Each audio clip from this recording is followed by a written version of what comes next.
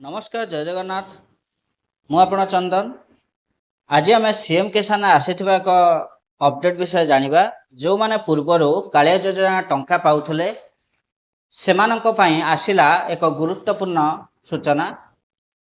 जदि सेमाना पूर्वरो कालिया योजना रे टंका पाउथले वर्तमान सीएम किसान हो जाइछि सेमानंकु बैंक खाता सहित आधार संयोग करिया पड़िबो और कृषक ओडिशा पोर्टल रे पंजीकरण करिया पड़िबो और सेमाने निजर सीएम किसान रे स्टेटस चेक करतु। जदि इनसफिशिएंट डॉक्यूमेंट शो करूची ताले 31 डिसेंबर पूर्वरु सेमाने सीएम किसान ने अपडेट करंतु और जो माने कृषक ओडिशा आधार संयोगकरण करचंती सेमाने ई केवाईसी करै नंतु। निकटस्थ जनसेवा केंद्र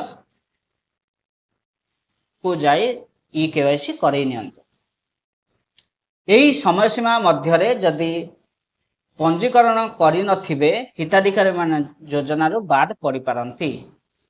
यह नहीं ट्विटर पेज रे सीएम किसान साइड रे एक अपडेट आछि देखंतु।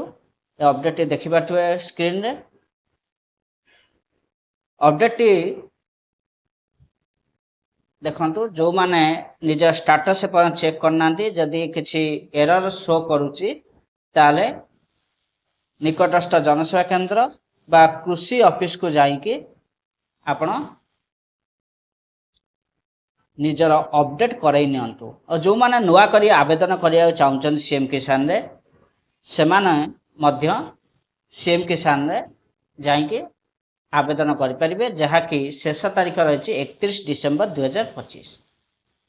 अक्षय तृतीया रे आसीबा को जाउछि सीएम किसान रो टंका जहा कि एप्रिल मासरे पड़ुछि। सेथि पई निजर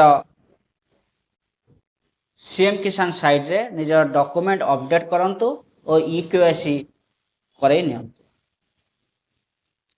या थिला सीएम किसान आसीथिबा एक छोटा अपडेट। वीडियोटी को बहु मात्रा शेयर करंतु। जो माने सीएम किसान नुआ आवेदन करया पई अपेक्षा करचंती जो माने नुआ आवेदन करनांती सेमानंक मध्य जाइकी डिसेंबर 31 पूर्वरु निजर पंजीकरण करै नियंतु। सीएम किसान ने वर्ष को 2टी किस्त रे 4000 टंका आसी थाए। जेमिति आगरो कालिया योजना टंका आसला सीएम किसान मध्य टंका आसे।